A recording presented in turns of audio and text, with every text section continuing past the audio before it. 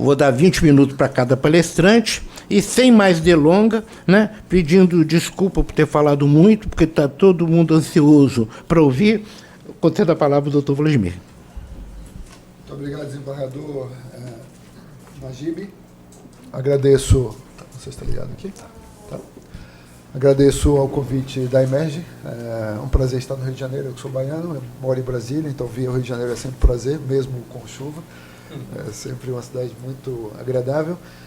Agradeço também ao professor Walter Capanema pela oportunidade de estar aqui. Eu quero dizer que o doutor Capanema, desembargador, como o senhor sabe, e eu gostaria de registrar, é uma das pessoas que mais movimenta esse debate brasileiro sobre a Lei Geral de Proteção de Dados, mas não só este.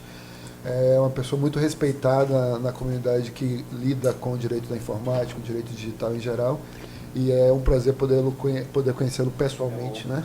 E poder compartilhar aqui também desse debate com o desembargador Marcelo e com todos os assistentes que nos prestigiam aqui, tanto presencialmente quanto à distância.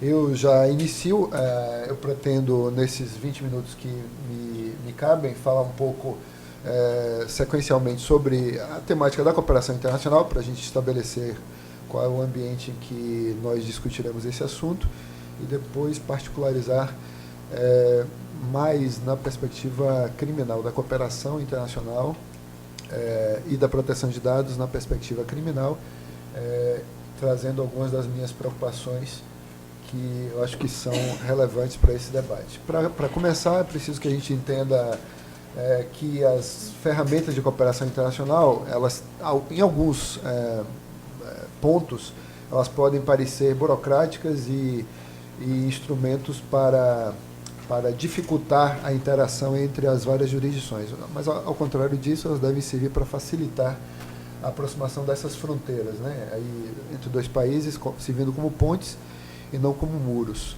As formalidades elas devem ser observadas, evidentemente, mas não para se tornarem obstáculos. E o que é cooperação internacional? Está falando de uma cooperação na proteção de dados, da era da sociedade da tecnologia da informação, mas a cooperação internacional ela serve para tudo, para as tradições do passado também. E aí nós vemos um exemplo de cooperação internacional para a matéria indígena, recuperação de sangue indígena Yanomami, que foi levado para fora do Brasil.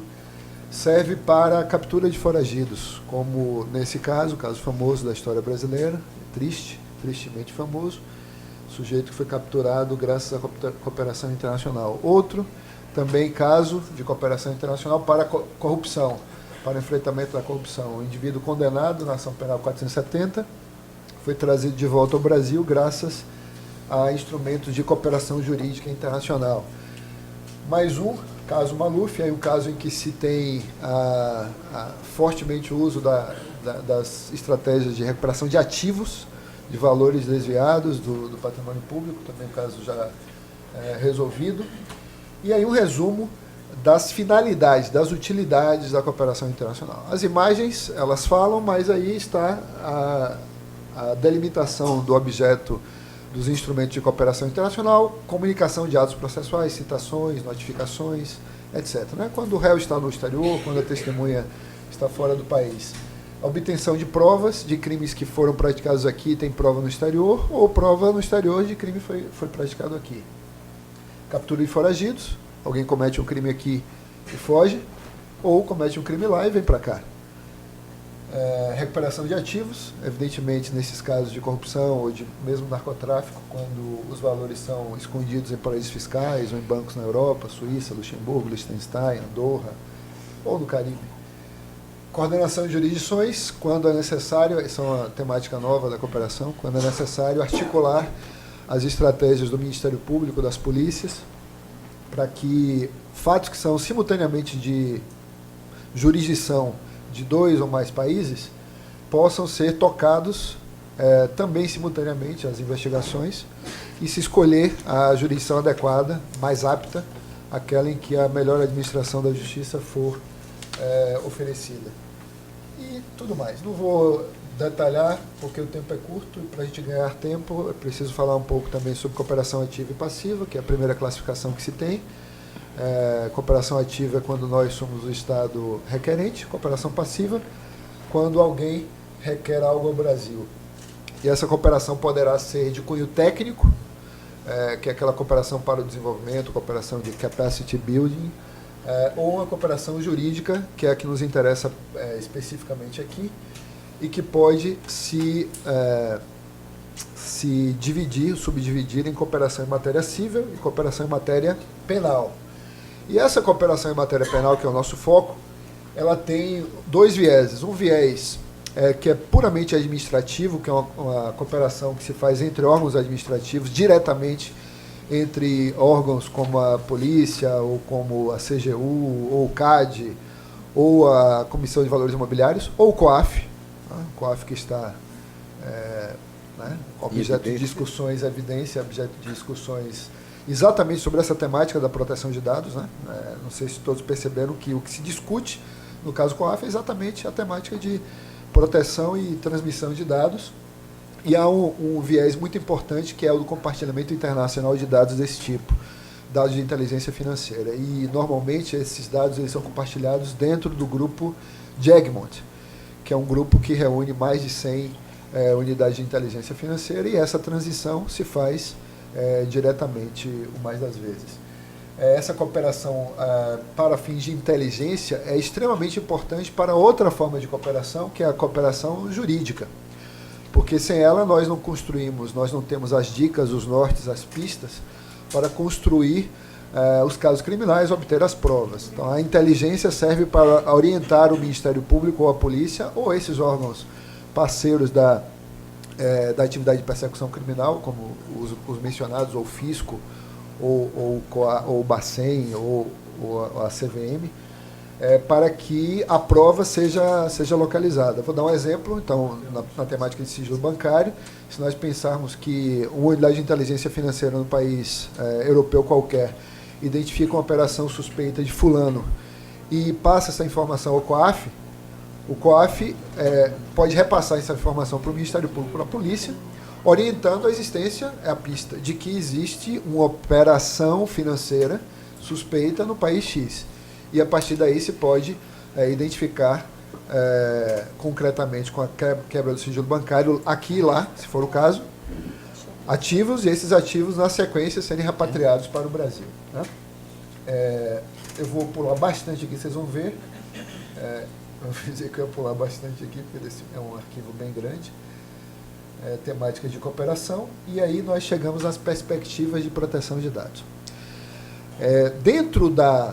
Que é a segunda parte do que eu gostaria de falar. Dentro desta necessidade de integrarmos o Estado brasileiro aos grandes desafios da globalização econômica que nos permite ver um livre trânsito de pessoas, mercadorias e serviços,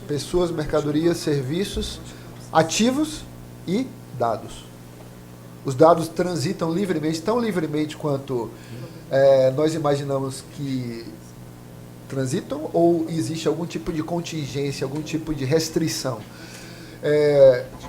Como meu foco é a parte criminal, eu vou dizer que não. Há uma série de restrições ao trânsito internacional de dados, e essas restrições elas se aplicam sobretudo àquele nicho ali da cooperação, da proteção de dados nos aspectos criminais da cooperação internacional para isso, para a inteligência de dados. E para ficar mais claro o que eu estou dizendo, para não ficar só na abstração, é importante que a gente perceba, por exemplo, a seguinte situação. Na Copa do Mundo de 2014 ou na Olimpíada de 2016,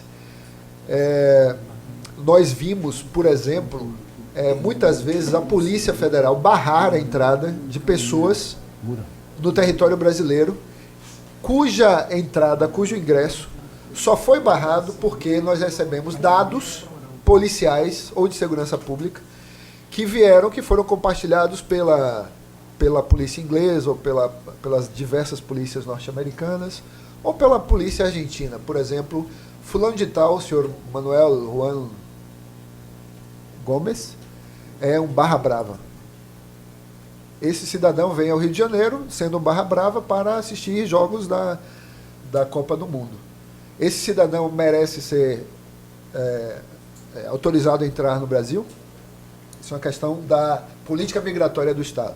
Para o exercício da política migratória do Estado, sobre quem deve entrar, quem pode e quem não pode, esses dados devem transitar internacionalmente. Só que são dados pessoais sobre o senhor Manuel Joaquim.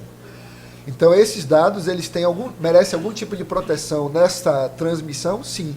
E há dois tipos de proteção. A proteção que se faz na dimensão da inteligência, e aí nós precisamos realçar o papel da Interpol nessa perspectiva, porque a Interpol tem um sistema muito, muito complexo, muito antigo. A Interpol já vai fazer 100 anos, é a mais antiga instituição de cooperação internacional do planeta, foi criada em 1923, para 100 anos daqui a pouco. E dentro da Interpol, o que se trata são dados de pessoas suspeitas ou acusadas de crimes comuns, pessoas acusadas de crimes graves, inclusive terrorismo, pessoas que são acusadas de crimes que são bastante perniciosos para a atividade humana e para as pessoas em geral. Aqui eu estou mostrando as difusões da Interpol. Essas várias difusões da Interpol são os documentos internacionais que contêm informações, dados pessoais de terceiros, sejam desses suspeitos aos quais eu me referia, podem ser pessoas desaparecidas, podem ser pessoas que têm interesse na investigação criminal, podem ser cadáveres, podem ser bens culturais pertencentes a alguém, pode ser crianças desaparecidas, essas crianças que, vez por outra, são subtraídas pelos pais que levam para outros países, seu país de origem, ou por mães que vêm para o Brasil trazendo seus filhos sem autorização paterna. Tudo isso são dados de pessoas e dizem respeito tanto à conduta criminal quanto a condutas não criminais. Esses dados também merecem proteção.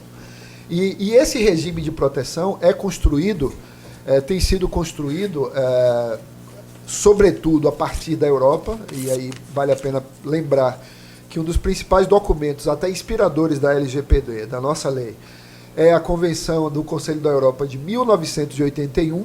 Essa convenção ela serviu de base de orientação durante muito tempo para todos os países da comunidade europeia mais ampla, que é o Conselho da Europa e não a União Europeia. A União Europeia tem 28, né?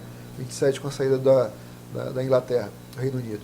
O Conselho da Europa tem 47 Estados-membros, inclusive a Europa Oriental. Então, esse Conselho da Europa, com a sua Convenção de 81, tem estabelecido algumas diretrizes importantes e que foram se sedimentando ao longo do tempo e foram inspirando as legislações dos vários países, o que aconteceu conosco também. O GDPR, que já é um regulamento da União Europeia, de igual modo, o Regulamento Europeu de Proteção de Dados Geral, também tem essa perspectiva e, de certa maneira, também influenciou a nossa legislação. E por que eu digo isso? Porque há nesses dispositivos regras orientativas para a transmissão internacional de provas. Essa transmissão internacional de provas tendo em vista o direito fundamental à intimidade e, por outro lado, a necessidade de segurança. Então, é esse o grande conflito com que lidamos. Porque quando olhamos para ali uma difusão vermelha, a difusão vermelha se emprega em relação a pessoas procuradas por crimes, né? Pode ser um homicida, um genocida, pode ser um terrorista, um corrupto ou um estuprador. Essa pessoa está em liberdade em território brasileiro e seus dados devem ser utilizados pela polícia e no âmbito da Interpol, é um regime também de proteção de dados ali, para que em seguida se inicie a medida de cooperação jurídica internacional propriamente dita, que é a extradição. Né? Numa outra perspectiva, lembrando de um ex-deputado aqui do Rio de Janeiro, o deputado Eduardo Cunha, que foi condenado. Dados pessoais dele foram transmitidos do Brasil para a Suíça, da Suíça para o Brasil, e esses dados foram utilizados para identificar contas ou operações financeiras no exterior. E essas operações financeiras no exterior serviram o hint, né, a dica da existência dessas operações, dados pessoais relativos à privacidade dele, ou da sua família, ou da titularidade, sobre a titularidade de um offshore, ou de um trust, como era o caso, serviram para que o Ministério Público Federal pudesse, na época era o Procurador-Geral da República Janot, pudesse pedir à Suíça os dados relativos àquela conta, aí já o conteúdo, não apenas mais a máscara, né? Apenas o registro daquela operação, mas o conteúdo dessa operação, o que foi substancial para a cooperação internacional auxiliar a condenação dele, que se perfez posteriormente. Então, toda essa problemática nos faz também refletir sobre a capacidade que nós temos de nos integrar a esse ambiente. Com o Interpol é mais fácil porque existe um tratado.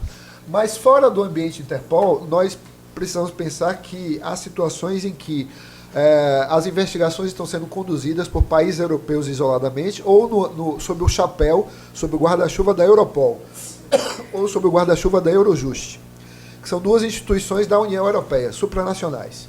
Nós não temos nada igual no continente americano. Então, essas duas instituições europeias, elas têm o seu próprio regime de proteção de dados. Como elas são da União Europeia, elas seguem tanto os parâmetros da Convenção de 81, quanto, agora, o texto do GDPR. Isso significa o quê? Significa que eles não podem nos dar dados sobre essas pessoas, esses dados operacionais, porque tem os dados administrativos da própria atividade da Europol como uma pessoa jurídica, né, como uma instituição, e os dados operacionais, os dados de investigação, os dados daqueles casos concretos em que ela atua. Esses dados eles não podem ser transferidos ao Brasil, segundo o regulamento, se nós não tivermos um regime de proteção adequado. E o que é o regime de proteção adequado? O regime de proteção adequado é aquele em que a legislação local, existe uma legislação local, para começo de conversa, e até pouco nós não tínhamos, ainda não está de fato em vigor, mas até pouco nós não tínhamos, e nós estamos em 2019, e nós não tínhamos. Então, qual a dimensão das informações que perdemos nesse diálogo com a Europa, pensando do seguinte modo: os fluxos de narcotráfico do continente americano para o continente europeu são bastante intensos. Uma carga de 400 quilos de cocaína custa 14 milhões de euros no mercado europeu, em Hamburgo, por exemplo, em Roterdã. 400 quilos de cocaína que passam, não só saem da Colômbia diretamente para lá, mas passam pelos rios brasileiros e vão para lá. E essas informações nós precisamos para combater o narcotráfico aqui, dos esquemas criminosos importadores de lá para cá, né? Daqui para lá e de lá para cá. Nós precisamos saber quem são os pedófilos americanos que fazem turismo sexual e que vêm para o Brasil, para as costas do Brasil, especialmente no Nordeste, cidades pobres na costa nordestina, para explorar crianças. Nós precisamos saber quem são essas pessoas. Mesmo quando elas não são condenadas lá, quando elas são meramente suspeitos, né? Para que alguém, pelo menos, saiba que aquele indivíduo está ali, e aquele indivíduo é perigoso. Ou um terrorista que transite por Foz do Iguaçu, como já transitaram vários, eu trabalhei lá, atendi pedidos de cooperação internacional sobre terrorismo lá, e, eventualmente, pode haver terroristas internacionais, libaneses, egípcios, não importa qual nacionalidade, pode ser americano, pode ser australiano ou neozelandês, como esse último terrorista que fez aquele atentado dentro de uma mesquita contra muçulmanos, né? A questão não é de religião, a questão não é de etnia, a questão não é de raça, a questão não é de cultura, a questão é da violência humana e do egoísmo e da insensibilidade humana. Então nós precisamos dos dados dessas pessoas. Por outro lado, nós precisamos também proteger os dados dessas pessoas, porque eles só podem ser utilizados dentro daquela perspectiva que o professor Capalema, seguramente o desembargador Marcelo tratarão, do uso específico e da autorização. Então, primeiro o uso específico, para que aquele dado foi colhido, e a destinação tem que ser observada. E na cooperação internacional existe um princípio a mais. Ele é desdobrado como um princípio de autorização, é uma prévia autorização que se procura obter dos indivíduos que tratam dados, ou das instituições que tratam dados no exterior, Mas é preciso correlacioná-lo com um princípio bem conhecido da cooperação internacional, do direito cooperacional, que é o princípio da especificidade. Então, só se pode utilizar, vejam só como é curioso, que os dois temas se relacionam aqui. Só se pode utilizar uma prova de cooperação internacional para aquele caso que o promotor estrangeiro, ou o juiz estrangeiro, ou a polícia estrangeira autorizou. É como no tratamento de dados. Né? E eu só posso passar aqui dentro do Brasil, do Ministério Público para a polícia, ou da polícia para o Ministério Público, ou do Ministério Público para Controladoria Geral do Estado, ou desse órgão para o fisco, também com autorização do titular, do custodiante inicial, lá naquela cadeia inicial no país estrangeiro. Então, se nós não temos esse regime adequado de proteção, nós não teremos os dados e, evidentemente, estaremos diante de uma situação de aumento do risco de utilização da nossa jurisdição para a prática de delitos ou, em termos de segurança pública, da possibilidade de que esses ambientes de maior integração, da transição de pessoas, mercadorias, serviços, dinheiro, isso significa dinheiro sujo, mercadorias ilícitas, serviços ilegais e pessoas criminosas, prejudique a transição de dados lícitos que sirvam justamente para o enfrentamento da criminalidade organizada e dos delitos mais graves e que incomodam cidades como esta, impactam gravemente na segurança pública, impactam sobremodo no trabalho que as polícias precisam desenvolver quando no nosso ambiente regional a situação ainda se torna mais preocupante porque nós não temos algo semelhante, sequer semelhante, nem de longe, ao GDPR. Embora o Brasil e Estados terceiros possam fazer parte da outra convenção, da Convenção de 81, não é a regra que países americanos se integrem a esse espaço de proteção jurídica. Isso significa o quê? Significa que na transmissão de dados de inteligência para a segurança pública e justiça criminal na esfera latino-americana ou na microesfera do Mercosul, isso não se dará de forma tão fluida como deveria ser quando a gente pensa no livre trânsito de pessoas, mercadorias e serviços. Naquela imagem inicial lá da ponte, a gente viu uma ponte bem tumultuada lá no começo da apresentação. Eu já recebi aqui meu cartão amarelo, daqui a pouco eu recebo o cartão vermelho, né? E os baianos, né, de baiano, não são muito, né? Você costuma ter uma relação especial com o tempo, eu sou baiano, então. E eu sou mineiro, não tem problema não. O professor Capanema está dizendo aqui que eu fui o primeiro a chegar, e é verdade. Né? Gostaria de registrar em ata que eu cheguei. Agora, para sair vai ser mais difícil. Claro, como não? Então quando eu mostrei aquela imagem, eu queria ter dito ali que a gente vê nessa nossa integração regional a possibilidade de que nossos cidadãos, nossos turistas, nossos serviços, tudo transite livremente para os países vizinhos sul-americanos. Né? A gente não precisa de passaporte para ir para a Argentina, nem para o Chile, e isso se apresenta em várias dimensões. Mas tem uma coisa que não passa nesses passos de fronteira. São os oficiais de justiça. São os promotores de justiça, os procuradores da República, os juízes, as decisões judiciais. Isso não passa diretamente. Tem que ter a cooperação internacional, que é a ponte. Aí precisa de um caminho específico. E isso já é um sinal negativo do nosso cenário, porque no modelo europeu, como existe a livre circulação de decisões judiciais. E esse mesmo problema se materializa na questão dos dados.